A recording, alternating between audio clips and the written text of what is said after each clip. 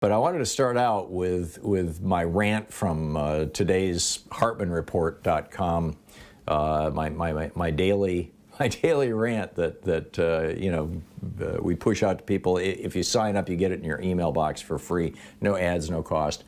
And the headline is Tucker Carlson inciting racist police and Karens? And I put Karens in quotes. There was a time, I don't know, maybe 2-3 months ago, where I wrote an op-ed and also tweeted saying, why don't we call them Ivankas instead of Karens? I mean, you know, there's some really nice Karens. And I got all this blowback from people saying, oh, Karen is a boomer name. Hey, hey, boomer, and all this. It was weird. But, I can't change that. It's kind of been, seized by our culture, shall we say. So anyhow, it's Tucker Carlson inciting racist police and, quote, Karens to harm minorities. This latest stunt, it's been characterized in the media where Tucker Carlson said, and I'll give you the exact quote here, he said, your response when you see children wearing masks as they play should be no different from your response to seeing someone beat a kid in Walmart. Call the police immediately. Contact Child Protective Services. Keep calling until someone arrives. What you're looking at is abuse. It's child abuse, and you are morally obligated to attempt to prevent it. What we're talking about here is a child wearing a mask.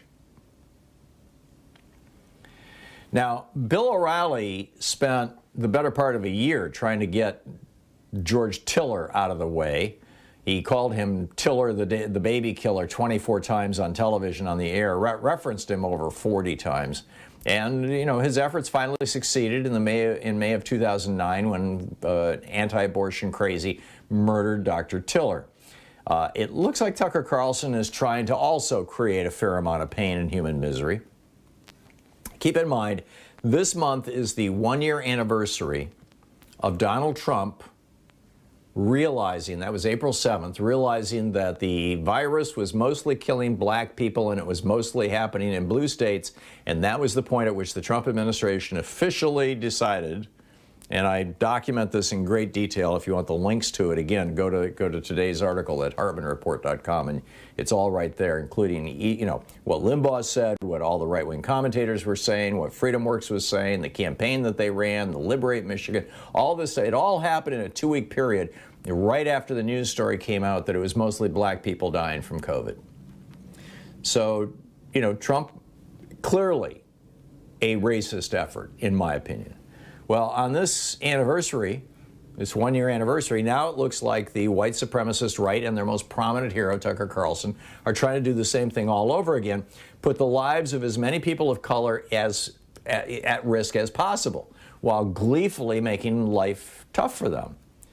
We used to think, by use, I mean like 3-4 months ago, we thought that vaccine hesitancy was an issue in the black community. Turns out, and there were all these things about we got to teach black people that it's not Tuskegee anymore. Turns out that was complete, white person nonsense. The black community knew better than anybody that they were dying at higher rates of this disease. They were more likely to wear masks. They're more likely to be vaccinated. So because black people and Hispanic people are more likely to be wearing masks and more likely to have their kids wearing masks because they understand the dangers of this, and they realize they're more vulnerable to it than by and large wealthy white people for a whole variety of reasons. When some ass comes along on Fox News and says, hey, if you see a kid with a mask on, you should call Child Protective Services, it's more likely than not he's actually talking about call the cops on a black kid. Seriously. And if you think Tucker and his friends at Fox News hadn't figured this out before they went on this campaign, I got a bridge to sell you. And while this, kind of helped amp up his ratings, his sagging ratings over at Fox, Rachel had been beating him. Now he's back on top. What they're really doing is they're encouraging an entire nationwide army of Karens, of harassers, to harass minorities who are simply going about their own business and trying to avoid a disease. And I'm telling you, police power against people of color in this country is brutal. We've seen, we see this every day on television as another unarmed black person gets killed. But Louise and I, 40 years ago, worked in this field with Child Protective Services.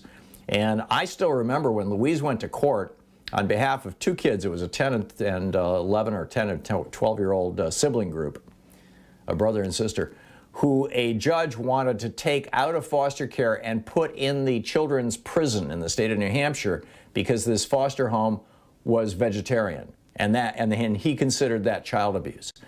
This is a very opaque system. Now, 90% of the time it works really well and does great stuff and protects a lot of kids. But it's really hard to appeal. It can be really scary, particularly for low-income parents and for minority parents. And if we're talking about undocumented people, it's triple scary. And that is what Tucker is suggesting white people should be using against people of color who are trying to protect their children from a disease. This is a terror campaign.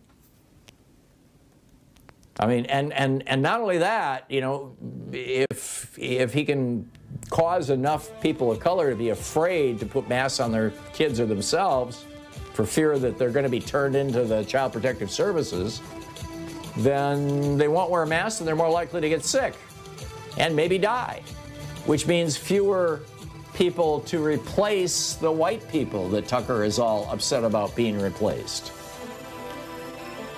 I mean, this goes beyond the word, this goes beyond reprehensible. This is vicious.